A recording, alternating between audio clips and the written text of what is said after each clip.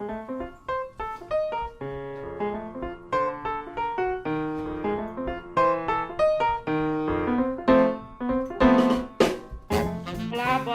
boa noite a todos.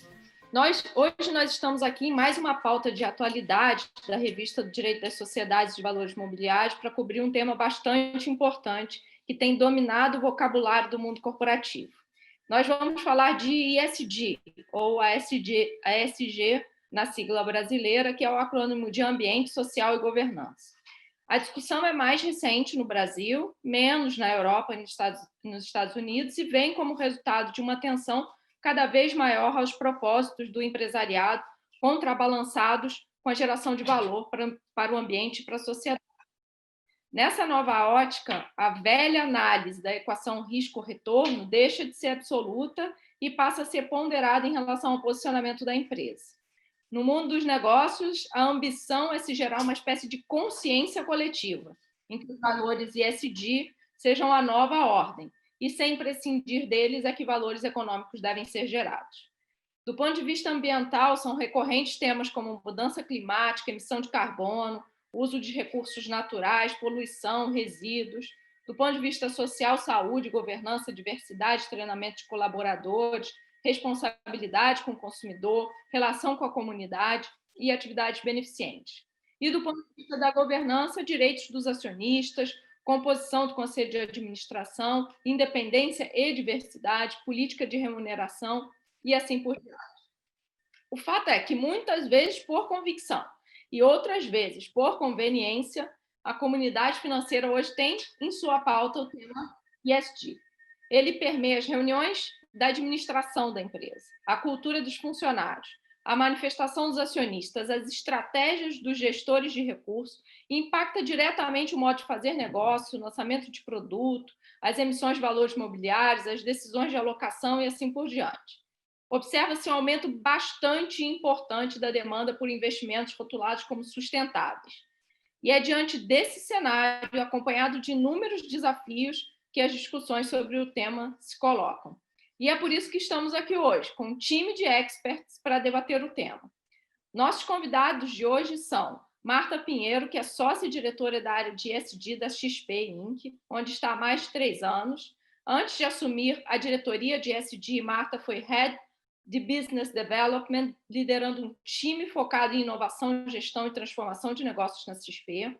Marta é formada por administração na FGV, atuou em consultoria estratégica por 8 anos no Instituto para Desenvolvimento de Investimento Social e na XP liderou iniciativas importantes, como a integração das corretoras Rico e Clia, a viabilização do banco e seus produtos e a criação da área de innovation. Estamos também com Maria Lúcia Cantidiano. Maria Lúcia é sócia e fundadora do Cantidiano Advogados, é uma das maiores referências do direito societário brasileiro e é expert em temas de governança corporativa. Maria Lúcia dispensa apresentações. E temos conosco também o prazer de ter o Sérgio Goldstein, que eu vou chamar daqui por diante Serginho. Sérgio iniciou a carreira em 98 no Banco BBA Creditanstalt, atual Itaú BBA. Exerceu diversas posições dentro do departamento jurídico do Itaú Unibanco, tendo atendido as áreas de banco de investimento, mercado de capitais, project finance, reestruturação de dívidas. Sérgio é um expert do mercado financeiro, tornou-se diretor jurídico estatutário em 2015, responsável por todo o banco de atacado, e Sérgio é bacharel em Direito pela PUC de São Paulo e mestre em Direito Financeiro pela Boston University School of Law. Dito isso, vamos lá começar o nosso debate, que é o que interessa. Eventuais perguntas que vocês tenham podem ser direcionadas para a gente via o nosso chat e a gente vai alocar um tempo no final do debate para responder as perguntas. Bom, Serginho, vamos lá. Eu queria que você contasse para a gente o seguinte: como que você acha que o mercado de capitais no Brasil está posicionado no tema ESG comparativamente a outros mercados, né? A gente sabe, e eu mencionei um pouco, que ele é um pouco mais novidade aqui no Brasil, na Europa e nos Estados Unidos já tem já alguns anos que a gente ouve falar disso de maneira mais frequente. Então, como que você acha que a gente está posicionado por aqui? Grazi, você vai me chamar de Serginho, eu vou te chamar de Grazi também. Boa. Obrigado pelo convite. É um prazer estar aqui com você, que a gente tem tanta interação no dia a dia, então é gostoso fazer um evento com você. É um prazer também estar com a Maria Lúcia, que também é uma pessoa que eu me apoio bastante aí na minha carreira toda, sempre com um entendimento profundo de mercado, um conhecimento grande. Participamos de fóruns internacionais juntos, então teve a parte do estudo e tinha a parte dos jantares depois, que eram muito agradáveis, com a Maria Lúcia e com o Luiz Cantidiano também, que eu guardo ótimas recordações, e prazer também estar com a Marta, que está ocupando uma posição de destaque na XP sobre esse assunto. Em relação ao tema, eu acho que vale a pena a gente mencionar que, por mais que a gente está começando a ver esse tema surgir bastante em mídia, etc., é um tema que eu acho que várias casas já tinham uma visão da importância disso, mas realmente ganhou destaque. Eu acho até que ganhou um destaque um pouco durante pós-pandemia, né? Eu acho que todo mundo começa a olhar um pouco para o lado e ver que, se a gente não cuidar das coisas corretas, seja da governança correta, seja do meio ambiente correto, seja da diversidade correta nas instituições, a gente vai estar fazendo uma contribuição menor para o mundo, tá? Então, eu acho que tem um lado da gente começar também a querer agir da forma mais correta, e acho que o mercado está indo um pouco para esse lado, tá? Como você mencionou no começo, é um tema mais discutido e mais falado no exterior, tá? E a gente levantou aqui alguns números. Por incrível que pareça, eu tinha uma impressão que nos Estados Unidos ele era mais avançado que na Europa, na parte de mercado, de green bonds, etc. Agora, você vai olhar os números, a Europa está mais avançada que os Estados Unidos em relação a toda essa parte de títulos com algum viés ambiental, com alguma questão de environment linked, e os Estados Unidos vem um pouco atrás da Europa, que para mim foi uma novidade, mas eu acho que tem um pouco a ver com o desenvolvimento de mercado, com a importância que você dá para o assunto, tá? Então, os números hoje no exterior, a Europa tem vários fundos e várias iniciativas voltadas para o meio ambiente, e a gente vê os Estados Unidos, que em geral lideram muito dessas iniciativas, um pouco para trás. Eu sinto o mercado local se dirigindo bastante para esse tema, tá? Então, era algo que acho que já estava na pauta, tá? Então, nas grandes casas já fazia, já era algo que se discutia, que se tinha importância, mas claramente acho que nos últimos anos ganhou uma importância maior do que no passado, tá? Era algo que era muito falado, mas na prática a gente não via tanta coisa acontecendo no mercado, e eu acho que de 2, 3 anos para cá a gente começou a ver efetivamente uma mudança, seja na forma de investir, seja nos produtos que se quer investir, seja na criação de times que fazem especialmente esse assunto. Então, aquilo que era algo que você levava para o investidor mais como olha isso aqui como um negócio bonitinho, etc., acho que está virando cada vez mais um must, tá? Então, aqui fazendo uma comparação com governança, eu lembro que no começo a gente falava de novo mercado, né? Então, falando de 2005, 2006, e era um negócio que era visto como legal ter. Hoje em dia, e a partir de 2007, 2008, todas aquela febre das ofertas, que agora voltou um pouco, se você não é novo mercado, você tem que explicar por que você não é novo mercado, né? Então, ou seja, a questão da governança, acho que virou um negócio que você é obrigado a fazer, você é obrigado a mostrar, tá? Eu sinto que na questão de meio ambiente, de direcionamento de recursos, de investimento socioambiental de uma forma responsável, isso também está começando a aparecer cada vez com mais força, tá? A gente já teve green bonds emitidos pelo Brasil a partir de 2015, 2016. Então, tem o caso, acho que, se eu não me engano, a BRF foi uma das primeiras a emitir, e era muito uma visão de use of proceeds, né? Então, ou seja, estou captando aquilo e vou usar aquilo corretamente. Acho que a Suzano, recentemente, a companhia Suzano de Papel e Celulose, ela inovou algo que já tem bastante lá fora, mas foi a primeira vez que eu vi uma empresa brasileira fazendo, que além de você ter use of proceeds correto, né? Ou seja, você vai usar aquilo de uma forma responsável, ela emitiu um green bond, que além disso ela assumia alguns compromissos que, se ela não conseguisse cumpri-los, tal qual um covenant financeiro, um covenant de dívida, etc., você começava a ter um pick-upzinho no cupom do bond emitido.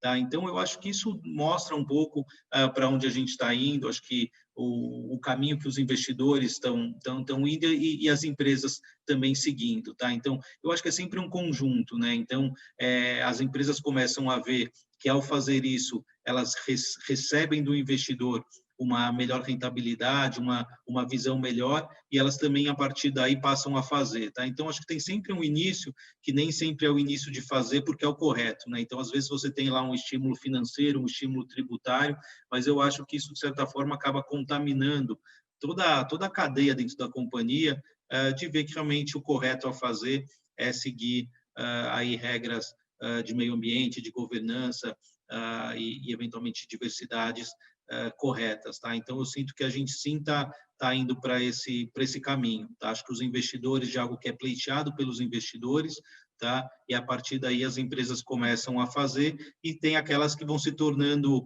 acho que a gente não chegou lá, mas eu acho que talvez esse é o futuro, vão se tornando um pouco párias do mercado. Né? Então, ou seja, todo o mercado se dirige, começa a fazer o correto, e você tem aquele público que não se adapta e vai ficando para trás. Né? Eu acho que tem um caminho a ser feito, tá? Então, a gente está, diria, começando esse caminho de fazer o correto, de pensar como investir, o que fazer. As empresas estão se estruturando para isso, numa visão de que, para o mercado, elas vão ser mais bem recebidas, mas, como eu mencionei, também com uma visão de que esse é o correto a ser feito. Tá? E a gente vê um pouco o legislativo também passando a apoiar. Né? Então, a gente tem a 12431, as debêntures de infraestrutura, a gente recebeu o decreto que já existia, e ele veio melhorando. Né? Então, a gente teve uma última mudança relevante do decreto presidencial que regulamenta a 12431, e a 12431, só dando um passinho para trás, regulamenta as debêntures de infraestrutura, tem um benefício fiscal atrelado, e, de alguma forma, via decreto, a gente está levando também esse benefício fiscal para as emissões que forem responsáveis, especialmente no segmento de meio ambiente. Né? Então, está até direcionando um pouco para os setores que o governo acha que ele quer incentivar, e me parece correto. Tá? Então, ou seja, no ambiente que a gente está de questão fiscal relevante para o país, a hora que você dá algum desconto fiscal, você direcionar para onde você quer, me parece correto. Não está muito claro ainda exatamente como vai ser feito, ou precisa de uma autorização dos ministérios. Então, como tudo no Brasil, acho que a gente vai precisar começar a fazer para o negócio deslanchar, mas eu acho que é a primeira vez que a gente tem algum rebate aí tributário, se você seguir uma cartilha mais correta em relação ao seu valor mobiliário. Tá? E já que a gente está falando de legislativo, a gente também está com o próprio PL, que muda a 12431, que dá alguns outros incentivos para a 12431, e aí, pela primeira vez, você tem um aumento do teu benefício fiscal se você emitir um título verde. Né? Então, esse que eu acabei de mencionar, você consegue o mesmo benefício tributário que você tem numa debênture de infraestrutura, e no modelo que está agora sendo discutido no Congresso, em você emitindo estou chamando aqui de green bond, que acho que é a melhor forma para a gente caracterizar. Você, além de você ter o benefício de ser algo de infraestrutura, você tem mais um pick-up de benefício fiscal. Tá? Acho interessante, tá? Para começar, eu acho que é um empurrão importante, mas eu acho que a gente, todos os profissionais envolvidos, acho que o nosso esforço tem que ir para os empresários, investidores e nós mesmos, partimos para fazer o correto, não porque tem algum pick-up financeiro, não porque tem alguma questão tributária atrelada, mas porque é o correto a fazer. Né? O correto a fazer, e no final, estudos já mostram que a hora que você tem mais diversidade, a hora que você tem uma visão de ambiente mais responsável, a questão financeira volta. Né? Então, ou seja, se você pega os próprios ETFs ESG internacionais, os montantes de valorização que eles têm ao longo do tempo conseguem ser maiores do que outros que não são tão responsáveis. Ou seja, a gente começa a ter cada vez mais um carimbo quase empírico de que você fazer o certo, além de ser o certo, te dá essa mais-valia financeira que os investidores corretamente e justamente buscam, tá? Então, eu acho que a gente está numa fase nova, esse assunto surgindo bastante. Eu acho que eventos como esse ajudam cada vez mais a empurrar essa discussão, que eu acho que ajuda bastante a gente no momento em que o mundo passa por uma dificuldade, que a gente vê que se a gente não se autoajudar ou fazer algo para mudar, as coisas podem piorar bastante, tá? Então, é com isso que acho que eu começo, é assim que eu sinto que é o momento de mercado. Legal, Serginho. Interessante você ter falado sobre os números que você apurou em Estados Unidos e Europa, né? Quando você comentou isso, eu me lembrei, talvez eu tenho bastante proximidade com a Itália, né? Como muitos de vocês sabem, estou fazendo doutorado lá e tal. E há cerca de uns 3 anos atrás, quando eu estive por lá no almoço de negócios com professores da universidade, o tema era ESG. E esse tema ainda não estava na nossa agenda aqui. Eu achei bastante curioso quando você comentou isso, me lembrei desse dia e desse almoço especificamente, que eu fui, confesso que eu fui até um pouco pega de surpresa, digamos assim, né? Porque isso não fazia parte da nossa agenda como faz hoje, né? E aí, queria já passar para uma outra questão que eu acho legal, enfim, abordar, que é assim, como é que você está vendo a transição desse modelo um pouco dentro dos bastidores, né? Como que é a transição? Como é que o empresariado está fazendo essa transição, onde se olhava basicamente, essencialmente lucro, e hoje não, né? Hoje tem que se olhar todos esses valores aí num equilíbrio meio dinâmico. Qual é a sua percepção? Eu acho, Grazi, que tem 2 approaches, né? Tem um approach que eu acho que é o approach que começa a ser mais vencedor, que esse é o certo a fazer, né? E além de ser o certo a fazer, como eu falei, você empiricamente pega números e você mostra que você não está deixando financeiramente nada de lado, né? Então, esse é um primeiro approach. E tem o segundo approach que você começa mostrando que financeiramente é melhor, e daí você convence pelo bolso, e com o tempo eu acho que você vai migrando para uma visão mais de fazer aquilo que é o correto. Tá? Então, saindo um pouco de meio ambiente, mas a gente podia ficar em meio ambiente, mas mesmo em relação à diversidade de colaboradores, cada vez mais está demonstrado que você ter equipes que têm uma diversidade maior te ajuda. Tá? Então, todas as empresas acho que têm uma dificuldade grande, tendo em vista um DNA meritocrático, supostamente meritocrático, de você criar, eventualmente, bolsões de diversidade e talvez pegando não aquele que tirou a melhor nota, mas aquele que tem uma experiência diferente para te passar. Tá? Então, você não precisa ir para o lado de cotas. Eu não estou dizendo que cotas não está certo, tá? Então, não quero entrar nesse métier, porque ele é bem disputado aí para que lado é. Mas você não precisa muito disso. Você pega as universidades americanas, tá? Que talvez sejam um exemplo. Elas mesmas buscam uma certa diversidade, né? Então, ou seja, ela quer ter lá o americano típico, ela quer ter o latino, ela quer ter o americano mais o subúrbio, ela quer ter o americano de uma classe superior, ela quer ter uma classe mais baixa. Então, ou seja, faz parte de você ter um melhor aprendizado, você ter essa diversidade de opiniões. Eu acho que a gente está aprendendo que nas empresas é a mesma coisa, entendeu?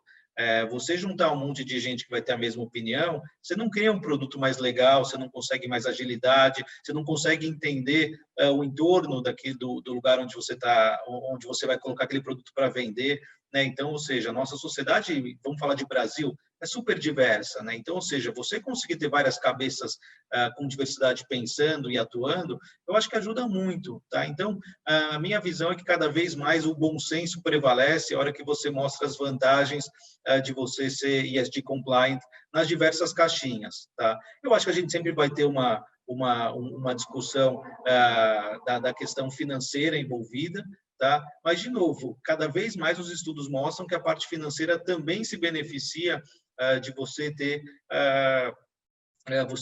você ter um investimento responsável, você ter diversidade, você ter melhor governança. Então, ou seja, eu não acho que hoje em dia o mundo só vou fazer porque os investidores querem. Acho que tem esses casos, mas conforme você vai indo, você vai vendo que isso te traz tantas vantagens, seja em clima de trabalho, seja em velocidade de implementação, seja em troca de ideias, de coisas diferentes, que eu acho que isso está um pouco contaminando para o bem as empresas, tá?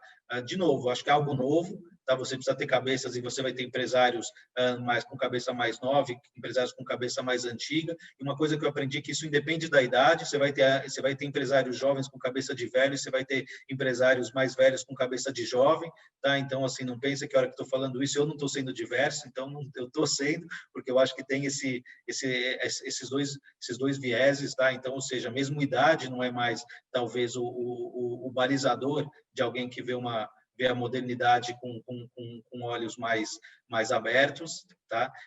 Mas eu sinto que está tendo uma mudança, tá? Eu acho que a sociedade pede uma mudança, está invadindo as companhias, está invadindo as pessoas, e eu acho que essa nova geração traz isso, tá? Então, e tem gente que se apega muito e vai adiante, tá? Então, as companhias que vão suceder, os intermediários que vão ter sucesso, são aqueles que surfam a onda de entender de que tem que ser responsável, tem que fazer o correto, etc. E, no final, financeiramente também vai valer a pena, tá? É um pouco minha visão. Legal. Acho que a gente talvez precisa ser feliz e não precisa ter razão, né? Porque não importa se é por, né, conveniência, ou por oportunidade, ou por convicção, né? Mas eu acho que esses movimentos, o importante é que eles acabam mudando a cultura das pessoas, do mercado, né? E isso acaba ficando, né? E tanto faz se para a roda começar a girar, é um movimento, às vezes, de conveniência e menos de convicção, né? Então, eu acho que é importante que se comece, né? Independente das razões. E agora eu queria que você abordasse um outro tema. Em relação à alocação, sei que você trabalha de maneira muito próxima, né, com quem faz a gestão. O Itaú hoje é o segundo maior gestor de recursos, né? Eu queria que você contasse assim um pouco como é que as pessoas estão se organizando em relação a isso, em relação à gestão de investimentos mesmo. Já tem políticas específicas de alocação, produtos específicos de fundo, enfim. Conta um pouco da parte da gestão, vai. Como que o tema ESG chegou na gestão de investimentos e na alocação de recursos? Tá. Assim, a Itaúsa já tem uma área específica, que era uma área socioambiental, e hoje em dia virou uma área ESG faz bastante tempo, tá?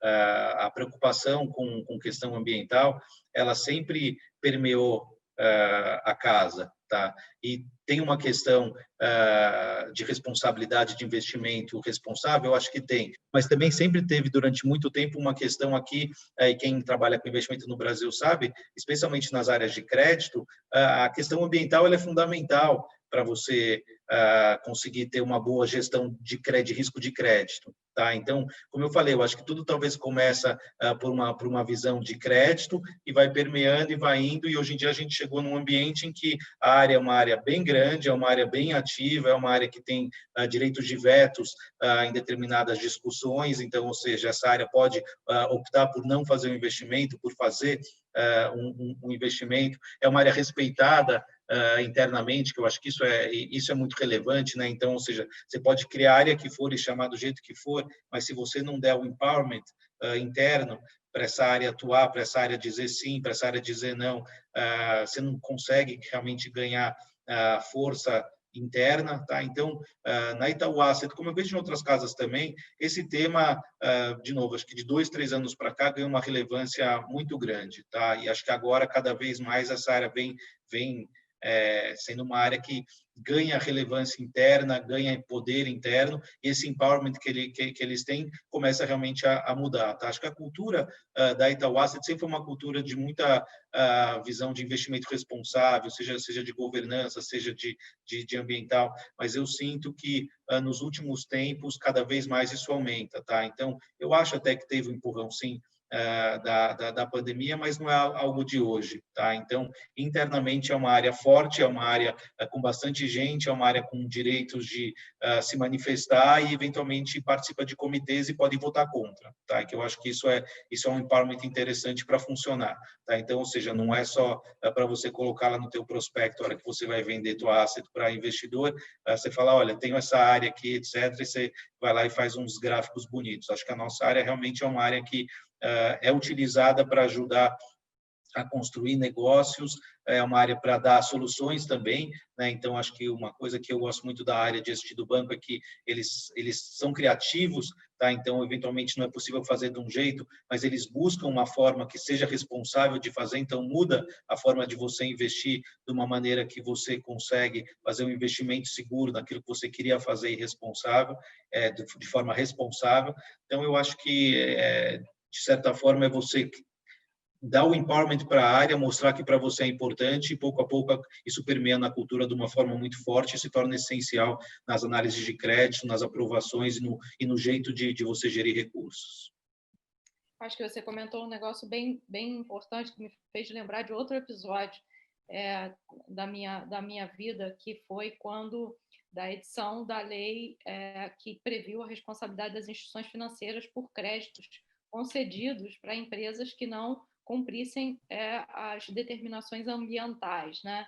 Isso deve ter mais ou menos uns 10 anos ou em torno disso, né? Por aí, não é novo, e na época foi uma surpresa, porque definitivamente impõe, né, ao agente financeiro a obrigação de diligenciar a aplicação de recursos na ponta, no beneficiário final, e como aquele tomador vai atuar de modo a cumprir a legislação ambiental. Então, é interessante você enfim, tocar nesse ponto, porque nós já temos, né, alguma coisa no Brasil, claro que é um nascedor, né, a gente está falando de uma pauta ESG que é bem maior do que isso, mas já é ali um nascedor previsto na nossa legislação, uma responsabilidade dos bancos tem já há muito tempo e que parecia ser impossível de monitorar. E o que se demonstrou é que não é, né?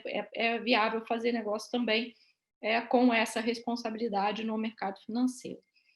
Mas agora eu queria passar para a Maria Lúcia.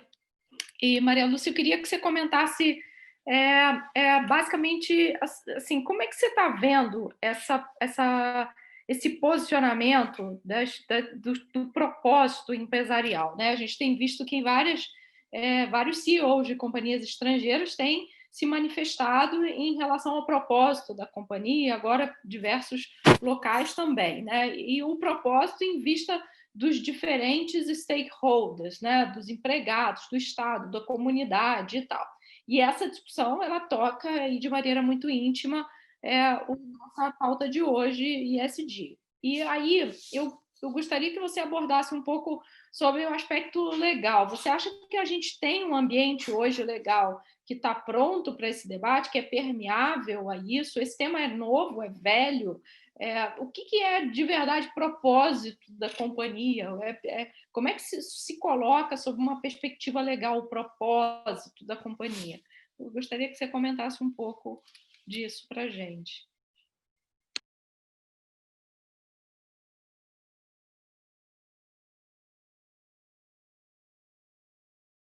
Mariana, você acha que você está no mudo? Desculpa. Bom, então eu vou começar de novo. Primeiramente, boa noite. Muito obrigada, Graziela e a Júlia, pelo convite em nome da revista para participar dessa conversa. Tem sido um tema realmente quente, né? E uma alegria. Agradeço muito as gentis palavras da Graziela, talvez generosas demais, e as palavras carinhosas do Sérgio, que eu não tenho visto há algum tempo, mas isso é a correria da vida, ultimamente até pela pandemia, né, Sérgio? Mas vamos sim procurar nos encontrar. E a Marta, eu estou tendo o prazer de conhecer aqui agora, nesse evento. Na verdade, a gente ouve cada vez mais, e você disse, ESG ou ASG, essas 3 letrinhas, né, que são um acrônimo, e parece que isso tudo é uma novidade muito grande, porque o que sempre se imaginou que das sociedades empresárias, e aí falando então, mais especificamente da sociedade por ações, o propósito dela era fazendo uso da produção ou da prestação ou de bens ou de serviços, gerar lucros para partilhar entre os seus sócios acionistas. Esse era o foco e talvez tenha sido, de fato, um propósito inicial quando nós imaginamos que as primeiras companhias são do século XVII e ali, na verdade, precisava juntar os recursos para aquelas empreitadas de buscar especiarias em países distantes. De fato, o poder ter algum lucro para distribuir era muito bom, embora essa decisão coubesse a poucos. Na verdade, fazendo um exame na matéria, notei que, e já vinha pensando nesse assunto há algum tempo, em 1917, o Walter Rathenau, que chegou até ser ministro das Relações Exteriores, já tinha uma preocupação, já manifestava com o, vamos dizer, egoísmo dos acionistas. Quer dizer, o acionista, em princípio, só estaria interessado no lucro, pouco se importando com todo o resto. Então, a gente anota em 1917. Depois, mais adiante, eu agora de cabeça não vou lembrar, mas acho que foi na década de 50, um dos presidentes da SEC, William Douglas, ele começa a falar mais claramente de que a companhia tem um fim público, tem uma utilidade. E aí nós chegamos, e aqui para dar um exemplo, na Lei da Sociedade por Ações, em cujo anteprojeto e no texto final já previa, no parágrafo único do artigo 116, essa função social, quer dizer, a responsabilidade perante os colaboradores, vamos dizer, o lugar onde atuava, essa função social. Então, o tema não era novo, né? Quer dizer, ele não é novo. Já havia uma preocupação muito grande de que a companhia deveria se lançar um pouco mais para fora dos horizontes restritos do produzir ou vender e oferir lucros. E isso talvez lá atrás não tivesse identificado de maneira tão concreta como hoje nós temos nas 3 letras. Aquilo era meio vago, eu vou dar boas condições para os meus colaboradores, eu vou pagar salários justos, eu pago tributos, eu procuro, vamos dizer, ser um elemento indutor de riqueza na minha comunidade, mas eu acho que sempre houve essa preocupação, mas talvez faltasse um foco mais direcionado, e acho que os acionistas e talvez o mercado não soubessem ainda exigir tanto. Mas o fato é que essa evolução veio vindo, ela vem crescendo, e eu acho que agora, como eu disse, ela ganha um foco. Vamos dizer, as atenções se concentram nessas 3 áreas representadas pelas 3 iniciais, que, na verdade, compreendem uma vastíssima área de atividade, né? O meio ambiente, e aí vou fazer só um comentário, não me surpreende, diferentemente da Graziella, vamos dizer, uma certa tensão maior da Europa, porque eu acho que a Europa já desgastou mais rapidamente as riquezas, os recursos naturais, e, portanto, tem uma preocupação muito grande, e os países mais novos ainda são um pouco mais, vamos dizer, fartos desses recursos e não se preocupam tanto, embora agora esta preocupação entrou, sim. Eu acho que ela estava ainda muito no discurso talvez, dos CEOs estrangeiros, gestores de fundos, mas tem a impressão que ela vai ficando, pelo menos, com mais concretude e foco, eu vou insistir no foco, de uns tempos para cá. É bem verdade que a própria Bolsa já tinha, em 2005, um índice de sustentabilidade, né, empresarial, mas eu acho que, de fato, vamos dizer, vão ficando mais definidas essas áreas que devem ser, vamos dizer, também atendidas pela companhia. Quer dizer, a companhia hoje, e estou falando pelas sociedades anônimas, porque é um que eu lido mais, mas, evidentemente, o conceito também se aplica às sociedades empresárias em geral, é de ter esse olhar que vai além do lucro, né? Então, produzir ou prestar, vamos dizer, o bem econômico, que é o objeto dela, mas também ter, vamos dizer, um trabalho adicional, eu diria que talvez uma bandeira do bem é muito importante. Se essa bandeira do bem é genuína ou não, eu acho que tudo, como no mercado de capitais, aqui falando das companhias abertas, vai depender muito das informações ou de uma forma de controle efetivo, porque, já foi mencionado, há um certo modismo e eu posso, então, querer fazer aí um marketing com base numa política ou na outra, e isso não ser verdade. Então, me parece que sim, deve ser acompanhado. Acho que o elemento econômico é sempre muito poderoso, porque, na verdade, o investimento é para ter retorno, ele não é necessariamente para fazer, né, benemerência, porque na benemerência eu não tenho nenhum, vamos dizer, expectativa de retorno, e nas companhias eu tenho. Mas eu acho que ter cuidado com o meio ambiente, diversidade, cabeças diferentes pensando, não importa também idade, background, eu acho que é muito, muito bom. Governança, isso nós temos assistido, os acionistas são cada vez mais ativos, mesmo aqueles que, vamos dizer, não integram o poder de controle, esse sim, e essa responsabilidade da função social foi atribuída pela lei ao acionista controlador. Eu acho que esse ativismo vai ajudando numa fiscalização ou até numa demanda para atender, vamos dizer, esses outros aspectos que não eram inicialmente cobertos pela sociedade anônima. Então, eu acho que é um movimento positivo. Acho, sim, que talvez, e aí talvez eu perceba diferentemente do Sérgio, eu acho que houve incremento com a pandemia,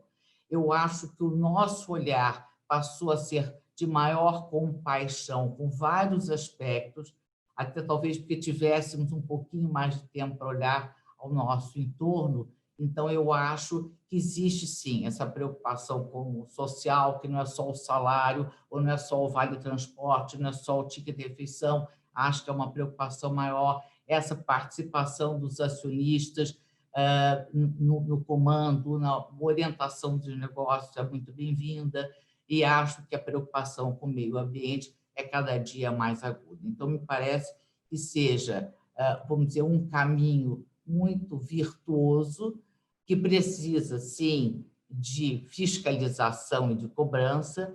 Acho que, como o Sérgio já falou, os números têm mostrado que, no aspecto financeiro, traz uma vantagem, sem dúvida alguma, e até eu acho que é meio natural e intuitiva, que as pessoas, sabendo que a companhia se sai bem, ainda fazendo bem, vamos dizer, eu acho que estimula, né? Mas eu tenho, primeiro, acho que a gente temos que estar alertas para aquilo que é só marketing, não é convicção, como se diz, e também temos que ver se, de fato, e até em que ponto, vamos dizer, a bandeira do bem pode justificar, eventualmente, sabe, uma diminuição de retorno ou uma desvalorização, enfim, eu acho que esses são elementos que têm que estar presentes, sim. Mas, como eu disse, não é um tema novo, eu acho que ele está sendo abordado de uma forma mais efetiva, mais concreta, e me parece que ele veio para ficar. Não acredito que, sabe, vá sair. E acho interessante, e, enfim, eu acho que já estou até juntando a primeira com a segunda pergunta, é que tem esses estímulos, e a gente sabe que nós, seres humanos, somos muito motivados pelo estímulo. Então, o estímulo de ter um rebate no imposto, que aliás, não foi positivo, mas foi assim, né, que o Decreto-Lei 154 acabou direcionando muitos investidores para o mercado de ações, ou então essa sugestão, quer dizer, esse modelo, não é sugestão, esse modelo adotado pela Suzane, que me parece muito interessante. Ela se dispõe, vamos dizer, a pagar mais se ela não cumprir. Quer dizer, eu acho que as companhias têm que ter liberdade, não podem estar, vamos dizer, indiferentes ao tema.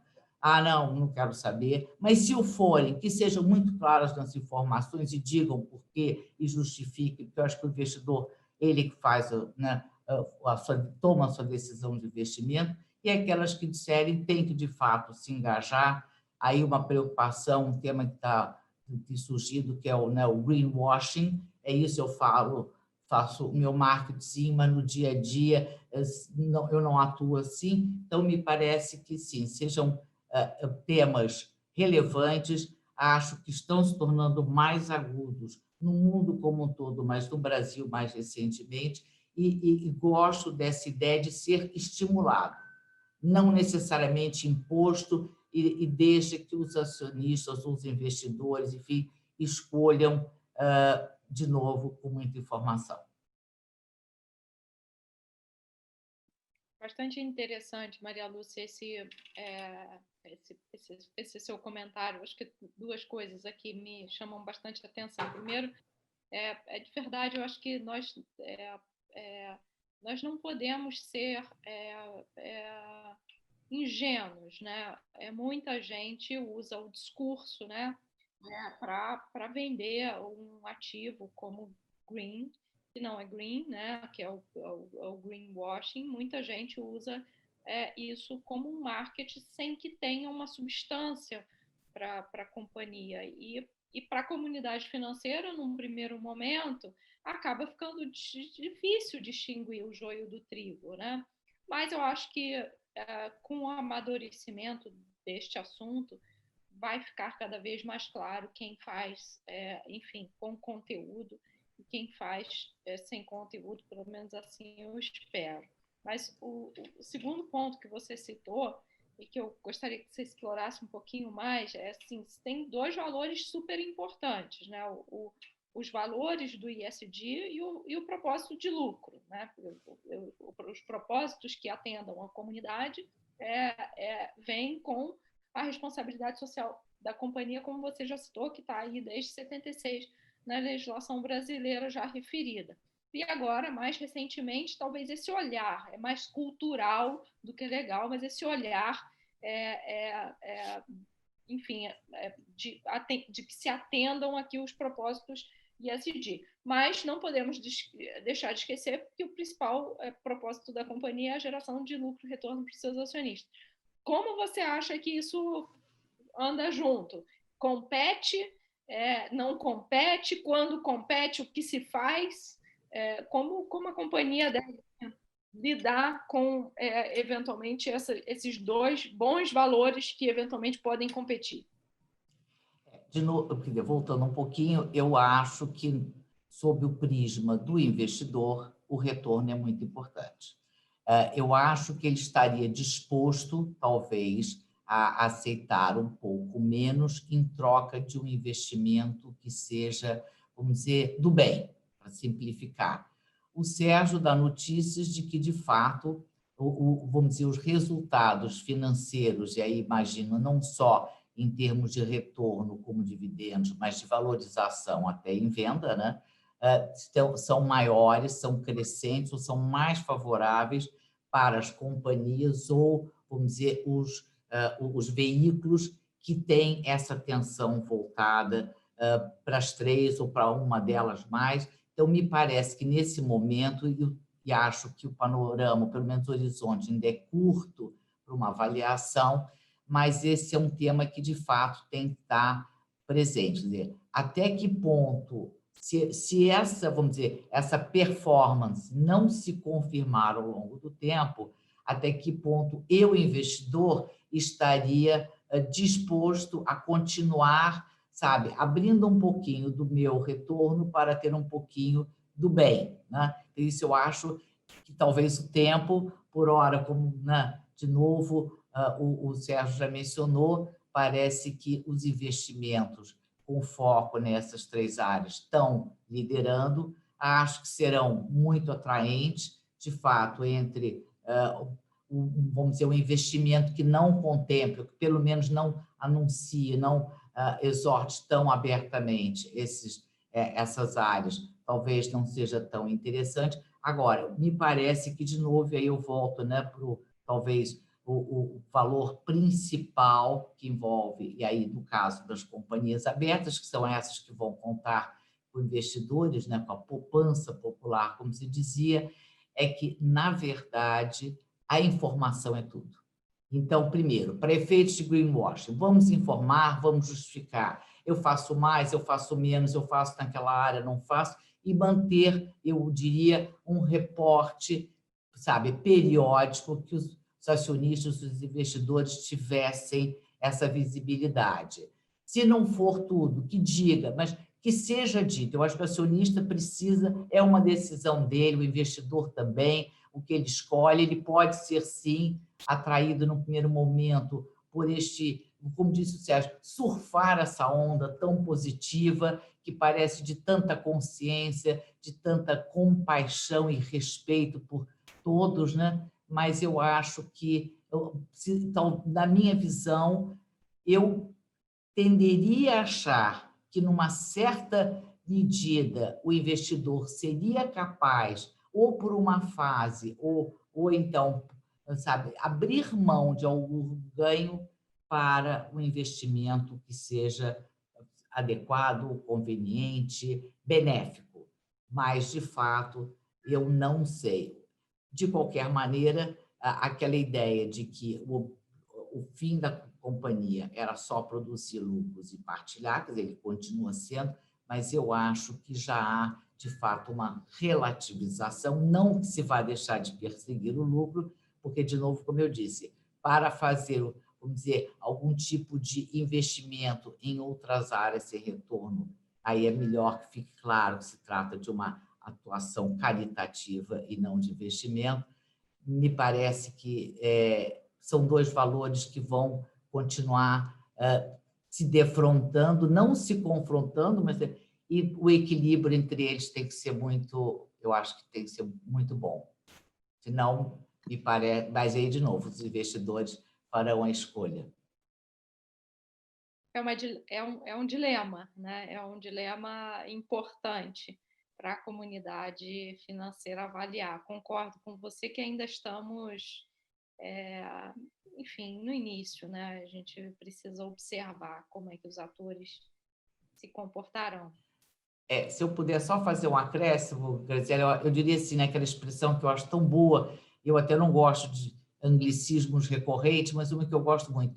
Se eu tenho situações de match, de igualdade, eu acho que ter, vamos dizer, o ESG é um fator que vai determinar. Mas, de novo, se eles não são equivalentes, aí temos que ver, né, a força dessa atração dessas forças, né?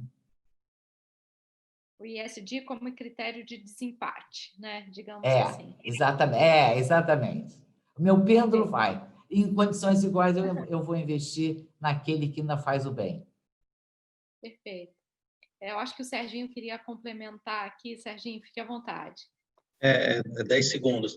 Não, só exemplificar, né, o que a Maria Lúcia traz, essa questão desse suposto conflito, né, rentabilidade a ser responsável. Eu acho que a pandemia, neste caso, ela deu assim uma comprovação de quantos acionistas, controladores, minoritários, público em geral, estão dispostos a abrir mão numa hora que precisa, né? Então, ou seja, quantas companhias públicas não foram a mercado fazer doações maravilhosas de valores vultuosos, no caso do Itaú, R$1 bilhão.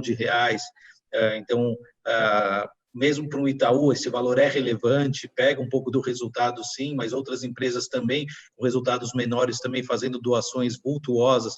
Então, eu acho que realmente teve um amadurecimento muito forte trazido pela pandemia, e esse ambiente que mostra que realmente o próprio acionista, controlador, minoritário, empregado, administradores, todo mundo um pouco de mão dada, falando, olha, agora a gente vai precisar trabalhar para realmente ajudar o país a sair dessa. Tá? Então, eu acho que, nesse sentido, tivemos exemplos claros, né, de companhias públicas aí abrindo mão, obviamente, na medida que cada uma achou que era possível, tendo em vista a sua parte financeira, de resultados para ajudar o país. Tá? Agora, também é interessante, né, e fazendo só um link com aquilo que eu fiz, que todas elas, você pegava e falava assim, a gente não pode deixar o país cair, o Brasil precisa sair dessa. Então, ou seja, no final, você, além da parte social que você quer ajudar, obviamente, você quer também fazer o país dar a volta, porque realmente você vende produtos, você vive nesse país, né? Então, ou seja, também tem esse outro lado, mas achei que realmente esses foram exemplos do sistema capitalista de companhias abertas, fazendo aí a sua parte de uma forma primorosa, me parece. Se me permitir, posso, Graziela, fazer só um comentário? Eu concordo com você, acho que as demonstrações foram muito significativas, né? Eloquentes. O que eu acho que nós temos que pensar é que, e não estou dizendo que não vai acontecer, mas isto foi um movimento por um período. Passada, assim, pandemia, as coisas voltando mais ao normal, porque nós temos que pensar que o investidor, a não ser aquele que tem uma visão de curtíssimo prazo, ele tende a ficar. E deveria ter, né? Na verdade, seria a visão que deveria todo o investidor ter, ainda mais agora que temos cada vez uma quantidade maior de pessoas físicas investindo em bolsa, que são iniciantes, e a recomendação sempre é essa, né? Ponha e deixa, quer dizer, invista e deixe por um tempo. Então, eu diria, tirando essas pressões momentâneas em que é exigido esse esforço coletivo, é que temos que, vamos dizer, avaliar. Mas, de novo, acho que não necessariamente é um conflito, você diz muito bem, temos que ver isto. Me parece que, se der para caminhar bem, de forma, vamos dizer, virtuosa para todos os lados, melhor ainda, nós vamos ter aqui vencedores, né? Então, eu acho que as companhias têm a sensibilidade, elas não são, vamos dizer, imunes a essa sensibilidade com o momento, com os demais, mas isso precisaria ser transformado num programa constante, porque o investidor está lá para amanhã, para o outro ano, enfim. É só um comentário sem em nada, sabe, contradizer você ou desmerecer o que você disse, sincero. Eu acho que também, como você havia mencionado, Maria Lúcia, parece que isso veio para ficar, né? É muito difícil a gente imaginar que um movimento desse comece, as companhias se organizem num patamar, enfim, de atendimento aos princípios ESG e depois volte tudo para trás, né? Parece que esse é um caminho, pelo menos, em algumas perspectivas, ainda que não seja em todas, né? Parece que veio mesmo, enfim, está transformando o nosso diálogo, né? Como eu disse no início, eu acho que os investidores, especialmente aqueles que decidem onde alocar os recursos, têm um papel muito relevante em cobrar que essa roda continue girando nessa direção, né? E aqui eu já vou fazer um gancho para perguntar para a Marta como que ela vê esse assunto, né? Marta, recentemente você foi nomeada para criar uma área específica de ESG dentro da XP, que é um dos agentes mais importantes no mercado de intermediação. Então, eu queria que você comentasse um pouco como se concebe a criação dessa área, quais são os propósitos, já que a gente está falando de propósito, né, em se criar uma área, qual que é o escopo, a pauta, no que exatamente, enfim, essa área se dedica esforços e implementa dentro de uma instituição como a XP. Obrigada, e também um prazer estar com todos vocês, e também falar um pouquinho mais aí sobre ESG, né? A gente brinca na XP que o intuito da criação da área é ela desaparecer em algum momento, né? Que a gente torce para não ter que ficar falando mais no assunto e que um dia isso já esteja aí 100% integrado à cultura da empresa, né? E a forma da gente tomar decisões e da gente conduzir o nosso negócio. Então, a ideia de criar essa diretoria foi, de fato, dar foco, né, à temática e a gente conseguir protagonizar isso dentro da XP, né, e dentro do nosso ecossistema, como a gente começa a falar e a trazer um pouco mais também isso para todos aqueles que fazem parte aí do nosso dia a dia. Então, do lado da XP como empresa, a ideia é que a gente esteja aí como referência de todas as práticas, né, e parâmetros aí globais em relação a ESG, então que a gente consiga aplicar, né, internamente, né, e ser uma empresa cada vez melhor, e do lado do nosso ecossistema, que a gente consiga trazer Isso para a perspectiva de investimento, seja ela dos nossos clientes, dos nossos assessores, né, dos nossos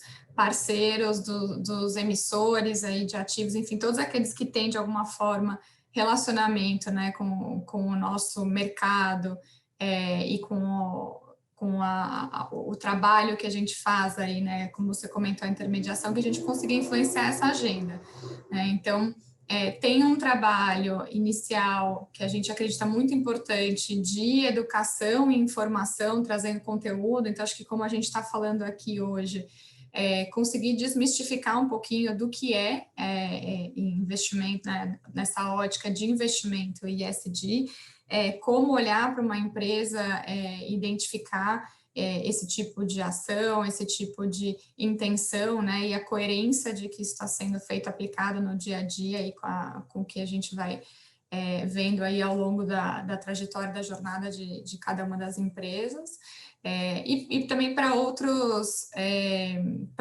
tipos aí também de ativos ou de negociações, como é que a gente consegue identificar e trazer eventualmente para dívidas, renda fixa, enfim, como é que a gente consegue trazer esse tipo de olhar, né, e educar um pouco o investidor de como ele pode, a gente também costuma falar aqui, como ele pode fazer dos investimentos dele a sua voz, né, garantir que também via investimento você consiga direcionar de fato que você entenda para onde o seu dinheiro está indo, o que ele está financiando, e que você esteja 100% de acordo com aquilo que você está escolhendo, né? No final das contas, é mais uma escolha, assim como a gente faz a escolha de produto ou serviço, né? Então, a gente acho que tem uma consciência, acho que muito maior hoje em dia do consumo de alguns produtos, então, entender se aquilo é reciclável, né? Destinação de um produto, ou então como é que ele é feito.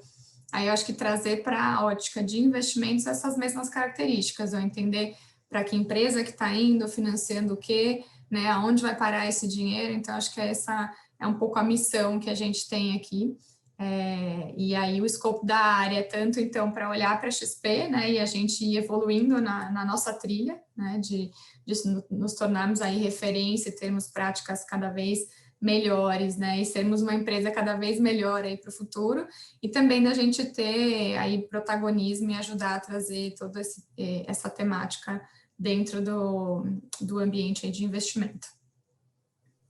Bacana, Marco. Você me lembrou agora, quando você fez referência ao ESG, as práticas de consumo, a uma referência que eu ouvi uma vez e eu achei bastante interessante sobre reciclagem, né? E a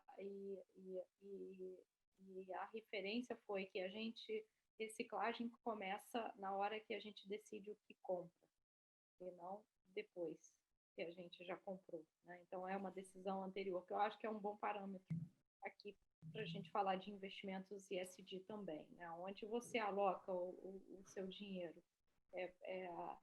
Pode parecer muito longe, né? Mas as informações dão um bom termômetro do que efetivamente você está fomentando na sociedade como um todo, a depender da sua alocação. Achei bastante interessante. Bom, antes de ir para a última pergunta, eu gostaria de dizer aos participantes aqui que fiquem à vontade, se quiserem colocar alguma pergunta no nosso chat, nós direcionaremos aqui para os nossos convidados da noite de hoje. E aqui, Marta, eu queria encerrar com você com uma pergunta que me inquieta um pouco, que é a seguinte: talvez, se eu for olhar, talvez, há 3 anos atrás, né, lá naquele almoço que eu fiz referência e tal, aqui no Brasil as páginas do jornal eram povoadas pelo tema de diversidade, especificamente diversidade de gênero, né? A gente via várias fotos estrategicamente colocadas ali de mulheres e tal, o tema estava muito em voga. A pauta de diversidade é uma pauta bem importante do tema ESG, é uma das pautas importantes, mas ela vem aqui lado a lado com outras pautas não menos importantes, não menos carecedoras de atenção. Você acha que nessa dinâmica, tendo o mercado financeiro incorporado o conceito de ESG você acha que a questão da diversidade ficou esmaecida ou ela ainda vem como uma pauta de atenção muito forte? Qual é a sua experiência, as suas interações com relação a esse tema? Bacana. A gente fala bastante sobre diversidade na XP, então acho que talvez aí, pela vividez aí do assunto, é uma pauta, acho que bastante atual ainda, né? Apesar da gente saber e tem falado, acho que, né, ter ciclos em que a gente fala mais ou fala menos, eu acho que está cada vez mais claro hoje com fatos e dados. O Sérgio até comentou, então são alguns estudos, né? McKinsey tem estudo, se não me engano também tem a Oliver Wyman, enfim, tem algumas outras consultorias aí que já estudaram o assunto e colocaram a questão de performance, né? Performance da empresa em relação a tanto a tua capacidade de inovação, ao teu valor no final das contas, né, você conseguir atrair os seus clientes e também talentos. Então, a gente estudou bastante isso. Eu acho que para a gente conseguir ser sustentável, né, ou ser perene, a gente tem cada vez aí mais clientes mais plurais, né, que refletem, de fato, a diversidade da nossa população. Então, eu acho que hoje a gente aí tem fatos e dados, né, para discutir e argumentar o porquê é tão importante, né, a diversidade, e como isso contribui com as empresas aí, de fato, para que elas sobrevivam às novas gerações, ou então às diferentes demandas que a gente tem em relação ao público consumidor, né? E ela eu acho que vai ocupar, assim como questões climáticas, eu acho que depende muito também da onde a gente está falando. Então, aqui no Brasil, a gente tem questão de Amazônia, desflorestamento, mas a questão de diversidade a gente tem tanto de gênero, também étnica, uma questão muito acentuada. Então, quando a gente vai falar de pessoas negras, a nossa maior parte da população, e a gente não tem elas representadas, né, dentro, quando a gente olha tanto todo o ambiente corporativo, eu acho que tem um longo caminho aí para seguir. Então, dependendo, eu acho que do setor que a gente olhar, essas pautas talvez tenham um pouco mais ou menos de luz, né? Mas sem dúvida, ou então talvez um pouco algumas indústrias com gaps maiores ou menores, né? Algumas indústrias já conseguiram se equilibrar um pouco mais e ter uma representatividade um pouco maior, enquanto talvez tenham já questões acentuadas em relação à parte ambiental. Então, eu acho que é uma questão bastante importante. Acho que, sem dúvida, a gente ainda não resolveu tudo o que precisa resolver, tem um longo caminho aí para a gente conseguir chegar num panorama melhor. Eu acho que, para nós, uma empresa de serviços, isso é bastante relevante, né? Uma vez que a gente está muito focado aí no nosso público, nos nossos clientes, e conseguir refleti-los também aí via nossos produtos e serviços. Então, eu acho que vai continuar sendo aí, durante algum tempo, uma pauta bastante relevante. Bacana, Marta, é super alentador, né? Que esse tema não fique aqui esquecido. Não sei se temos algum complemento aqui, eu acho que não, né? Então, com isso, eu acho que nós encerramos nosso belíssimo evento hoje. Eu não poderia deixar de agradecer a presença de todos que estão aqui nos assistindo.